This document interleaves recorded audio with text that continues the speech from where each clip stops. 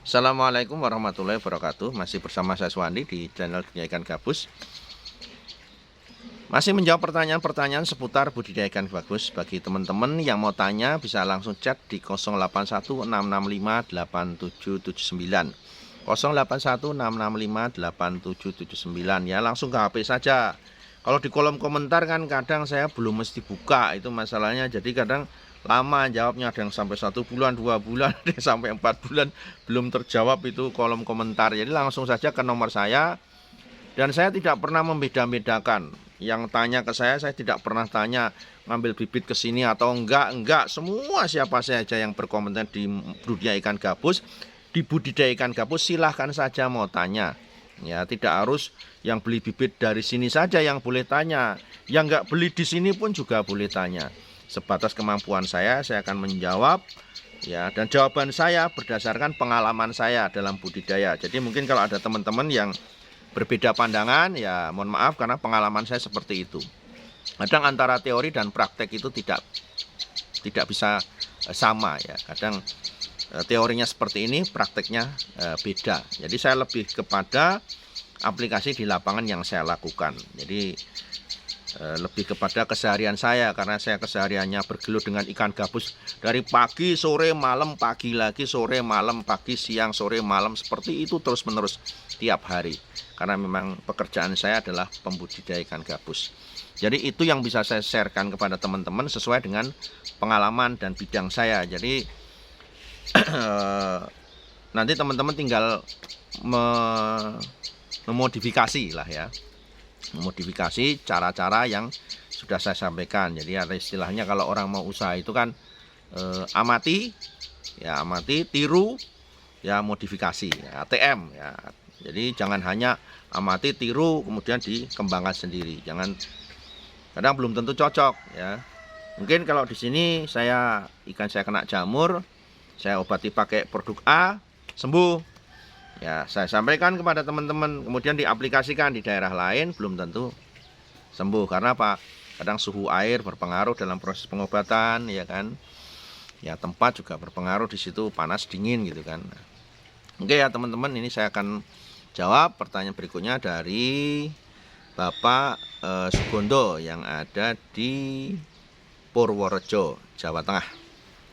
Ya. Pertanyaan seputar induk yang berkualitas yang siap dipijahkan itu seperti apa, Pak? Usia berapa? Dan tanda-tanda induk siap mijah itu yang seperti apa dari ciri fisik? Lalu untuk induk yang kategori F1 itu yang seperti apa, Pak Suwadi? Mohon penjelasannya. Jadi untuk Pak Sugondo, kalau saya berdasarkan aplikasi saya di lapangan, langsung di praktek itu, saya mudah saja ya. Jadi mudah saja. Jadi kalau induk saya buat itu yang sudah usia 8 bulan. Jadi minimal matang gonat dia sudah 8 bulan. Jadi dari bibit seperti apapun, tentunya dari bibit yang induknya juga sudah dewasa. Jadi bisa menggunakan induk yang sudah berusia 8 bulan juga, kemudian dibesarkan. Nah, diberi makanan berupa daging. Jadi kalau saya mau membuat induk yang untuk pemijahan itu, saya gunakan makanan berupa daging, tidak menggunakan pelet ya. Kenapa? Kita ngejar berat badannya biar cepat gede ya. Kemudian induknya itu sudah induk yang memang matang gonat sudah usia 8 bulan. Nah, saat proses pembesaran sampai usia 8 bulan itu dia baru siap kita jadikan induk kembali. Itu yang pertama. Kemudian tanda kematangan gonat atau siap mijah, ya sudah ada saya sampaikan di video saya sebelumnya. Ikan itu dikasih makan daging terus sampai usia 8 bulan. Nanti setelah 8 bulan itu nanti dipuasakan 3 hari. Setelah dimakan daging dipuasakan 3 hari ya. Puasakan 3 hari. Dalam proses puasa itu kita keringkan kolam, kita lihat pada saat perut si ikan yang betina itu sudah mulai melebar, jika diletakkan di lantai kolam itu berarti sudah ada telurnya. Nah, berarti sudah siap untuk dipijahkan. Tapi kalau belum, masih normal-normal saja, itu belum siap dipijahkan. Nah, yang sudah perutnya melebar itu sudah ada telurnya untuk siap nanti dibuai oleh si jantan. Itu cara-cara seperti itu. Kemudian kalau bicara F1, F2 dan seterusnya, saya terus terang Pak nggak pernah membedakan induk ya. Kalau saya pikir F1, F2 itu kan hanya ciptaannya manusia aja ya. Kalau saya bilang hanya untuk meningkatkan saja nilai jual seekor induk ya, sepasang induk ya. Kalau saya bilang F1, F2 itu kan hanya keinginan yang punya, atau mungkin keinginan orang yang punya punya keinginan untuk menaikkan nilai jual atau menaikkan tren ya pada saat itu. Tapi kalau menurut saya selama induk itu sudah dewasa, sudah matang gonat, sudah bagus ya. Jadi kalau selama saya budidayakan gabus, itu kata-kata F1, F2 itu saya belum pernah mengadakan ya. Saya sendiri belum pernah juga membuat semacam sertifikat untuk induk, saya belum pernah. Ya kalau saya lebih pada kita bicara masalah kualitas benih, karena yang tujuan dari peternak pembudidaya itu begitu dia beli benih, benihnya bagus, kemudian dibesarkan, panen sudah terjual, itu sudah cukup ya. Kalau teman-teman ada yang mau menggunakan cara-cara seperti itu, kalau menurut saya itu hanya trik-trik saja untuk menaikkan harga. Ini F1, F2. Karena apa? Kalau bicara F1, F2, saya pikir kemungkinan kecil ya. Karena apa? Ikan gabus jenis Canas striata ini kan sudah beredar di perairan umum sudah cukup lama. Ya, jadi di Asia Tenggara itu sebaran ikan gabus Canas striata itu kan cukup banyak. Jadi cukup sulit juga kalau kita bisa katakan di situ bilang F1 ya, karena memang ikannya sudah ada. Mungkin sebelum kita ada itu ikan sudah ada kan gitu. Sebelum kita dilahirkan ikan gabus itu sudah banyak di perairan umum. Ya, kecuali memang strain yang baru ya, kita menciptakan gen baru dari jenis gabus tertentu, kemudian kita bisa katakan itu F1. Kita bisa bikin sertifikat dan kita bisa jual mahal ikan seperti itu. Ya, baik jenis-jenis yang lain pun saya pikir sama. Ya, sehingga yang penting sudah dewasa dan kita sudah matang gonat, nanti sudah siap dibijakan. Oke ya Pak, seperti itu. Pertanyaan berikutnya dari dari Bapak Supriyadi yang ada di Kebumen. Ya. Assalamualaikum warahmatullahi wabarakatuh. Waalaikumsalam warahmatullahi wabarakatuh. Salam sukses terus Pak Suwandi, ya, sukses kembali untuk Pak Supriyadi. Saya selalu mengikuti channelnya Pak Suwandi dan sudah banyak sekali video yang saya tonton di dunia ikan gabus. Hanya saja memang saya nontonnya tidak urut, ya. Jadi nggak harus urut Pak, karena di situ memang dari part 1 sampai part 100 atau lebih itu memang nggak ada sambungannya. Ya, kita menjawab pertanyaan dari berbagai tempat yang bermacam-macam. Yang ingin saya tanyakan Pak Suwandi, dalam proses pembesaran yang saya lakukan, saya mengambil benih dari alam. Awalnya saya mengambil satu peranakan, kemudian saya pelihara. Setelah 1 minggu kemudian habis dan mati semua. Saya mencari lagi bibit dari alam. Kemudian saya bawa pulang, belum ada 1 minggu mati semua. Sudah hampir 5 kali saya mengambil anakan dari alam, tapi kok tidak pernah hidup ya Pak. Apa yang menjadi permasalahannya? Mohon solusi dan sarannya Pak Suwandi. Terima kasih. Jadi kalau Bapak mengambil bibit dari alam, itu kan yang perlu dipersiapkan Bapak adalah Bapak menyiapkan kolam dulu Pak. Kolam di rumah yang kolam beton, kolam terpal atau kolam apa saja yang sudah diisi air dulu Pak. Sudah diendapkan dulu, paling enggak bisa sampai 1 minggu air sumur itu diendapkan.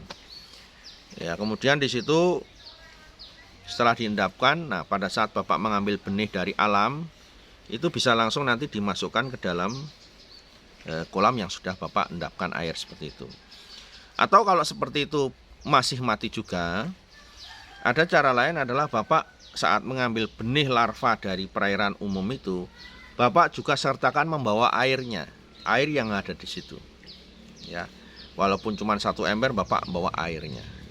Nah, nanti air itu dituangkan ke tempat yang nggak terlalu besar ya, nggak usah kolam dulu pakai bak atau apa, itu taruh situ. Kemudian nanti benihnya masukkan ke situ. Nah, di situ mulai diproses diberi makan. Nah, proses pemberian makan itu nanti sejak dia ikan sudah mau makan, nanti airnya perlahan-lahan ditambah dengan air dari sumur. Jadi yang di bak tadi menggunakan air dari sungai atau selokan atau rawa-rawa, nanti diisi sedikit-sedikit ditambahkan ke kolam bak tadi, sehingga nanti ikan itu bisa beradaptasi dengan media buatan yang Bapak siapkan ya. Oke ya Pak, seperti itu ya jawaban dari saya. Berikutnya pertanyaan dari Bapak Kirjo. Ya, Bapak Kirjo ini yang ada di Gombong, ya masih wilayah Kebumen juga ya, masih wilayah ya, Kebumen. Saya mau tanya Pak Suwandi, saya sudah membesarkan ikan gabus tapi dari hasil tangkapan alam. Hanya saja karena saya memelihara baru sedikit sekitar 20 ekor. Ini setiap hari saya beri makan cacahan keong ya. Dikasih daging ya Pak ya ini. Hanya saja pada saat pembesaran sudah memasuki 2 bulan pemeliharaan, ikan saya kok tiba-tiba raib Pak, tidak ada di kolam ya. Setiap kali saya makan lama-lama berkurang sehingga tinggal beberapa saja yang ada di kolam. Mohon solusinya Pak Suwandi. Kalau hilang Pak ya. Jadi kalau ikan gabus dari alam itu kan karakternya Pak, karakternya dia lompat Pak ya, dia lompat keluar kolam gitu. Jadi yang perlu diperhatikan kalau apa yang Bapak sampaikan tadi itu hilang ikannya, itu bisa jadi ikannya lompat Pak. Lah kan Bapak mungkin kolamnya dikasih pagar atau tidak, dikasih waring atau tidak. Jadi kalau kolam Bapak itu Bapak juga tidak menceritakan kolamnya, nanti mungkin bisa di WA kan Pak, kolamnya divideokan ke nomor saya, jadi bisa saya melihat kolam Bapak kenapa kok itu bisa hilang. Jadi hilangnya faktor ikan yang ada di kolam itu bisa jadi Pak dia lompat. Jadi misalkan ikannya ukuran 1 jempol ini, kemudian waringnya hanya setengah meter, bisa dipastikan lompat Pak. Jadi minimal pagar tepi kalau mau ditutup itu tingginya 1,20 meter Pak dari permukaan air. Jadi tutup jaring itu 1,20 meter dari permukaan air. Kalau masih kurang dari itu, bisa dipastikan kalau musim hujan banyak ikan yang keluar dari kolam ya. Apalagi masih usia remaja, 3 bulan 4 bulan itu lincah-lincahnya ikan untuk lompat keluar Pak. Nah ini yang perlu diperhatikan agar nanti keamanan itu terjamin Pak. Jadi banyak kasus ya teman-teman pembudidaya itu yang tidak memperhatikan masalah jaring. Nah, jaring itu sangat rawan sekali kalau tidak aman Pak. Dan ikan gabus itu masuk kategori ikan yang cerdas kalau menurut saya. Kenapa? Pada saat dalam satu jaring itu ya ada lubang satu gitu ya, lubang satu gitu. Itu dia bisa, ikan gabus itu bisa melewati lubang itu keluar. Kemudian yang lain ikut masuk ke lewat lubang itu dengan tempat yang sama. Jadi bisa saja ikan ribuan ekor itu keluar dari satu lubang saja. Dan saya sering sekali mendapatkan laporan dari teman-teman mitra dan juga saya sendiri ngalami juga. Ya, ikan 2000 itu bisa keluar lewat satu lubang, lompat pada saat musim hujan. Ya. Nah, ini yang perlu diperhatikan teman-teman pemirsa. Keamanan ikan itu di kolam itu sangat penting baik untuk induk maupun untuk bibit ya. Jadi ke depan nanti bisa ditingkatkan keamanan kolam agar nanti ikan tidak ada yang hilang. Sudah dipiara 2 bulan, 3 bulan, 4 bulan, tahu-tahu kok ikannya hilang ya. Oke, demikian pemirsa, salam sukses untuk teman-teman semua. Tetap ikuti terus ya channel Dunia Ikan Gabus. Kita akan terus berbagi permasalahan tentang seputar budidaya ikan gabus. Kita banyak belajar, kemudian saya harapkan langsung diaplikasikan. Kemudian disitulah kita akan menemukan solusi-solusi permasalahan-permasalahan yang kedepannya akan bisa kita atasi. Sehingga nanti dalam proses budidaya hasilnya betul-betul maksimal dan seperti yang kita harapkan. Sukses untuk teman-teman semua. Salam dari saya Suwandi. Assalamualaikum warahmatullahi wabarakatuh.